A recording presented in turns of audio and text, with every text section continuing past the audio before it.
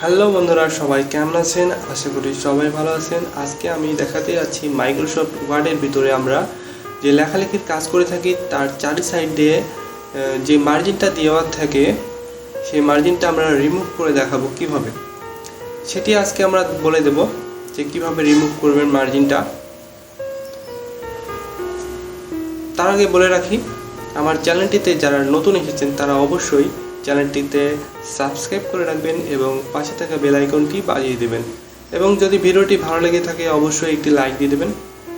তাহলে চলুন ভিডিওটি শুরু করা যাক।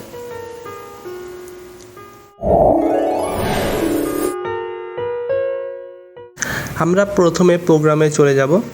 প্রোগ্রামে যেতে হলে আমরা স্টার্ট বাটনে ক্লিক করব। ক্লিক করার পরে অল প্রোগ্রামে ক্লিক করব এবং এরপরে আমরা মাইক্রোসফট অফিস ওয়ার্ডের ভিতরে ক্লিক করব।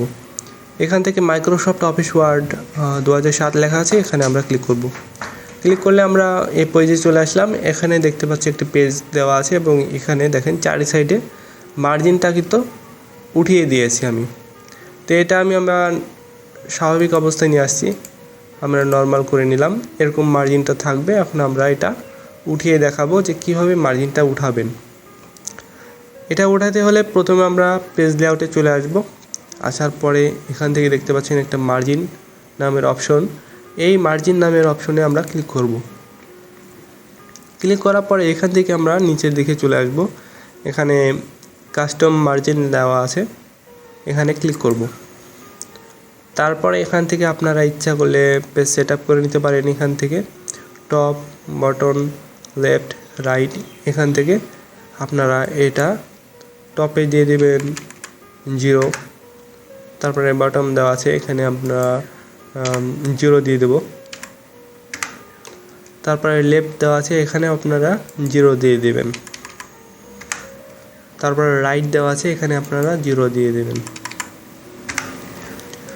এবং এটাতেও 0 দিয়ে দেবেন। এবং চারি সাইডে যখন 0 হয়ে যাবে সবগুলো, তখন ডিফল্ট লেখা আছে, এখানে আমরা ক্লিক করব।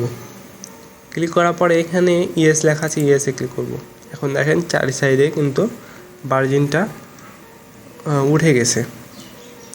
তো এভাবে আপনারা কিন্তু মার্জিনটা উঠিয়ে দিতে পারবেন এবং এভাবে আপনারা সাদা পেজ, একটি সম্পূর্ণ পেজেই আপনারা লেখালেখির কাজ করতে পারবেন। মার্জিনবিহীন যেটা থাকে এটাতে আপনারা কাজ করতে পারবেন। তো ভিডিওটি কেমন লাগলো বলবেন। যদি ভালো লেগে থাকে অবশ্যই চ্যানেলটিতে একটি লাইক দিয়ে দেবেন আর সাবস্ক্রাইব করে রাখবেন। এখানেই বিদায় নিচ্ছি। সবাই ভালো থাকবেন, সুস্থ থাকবেন। আল্লাহ হাফেজ।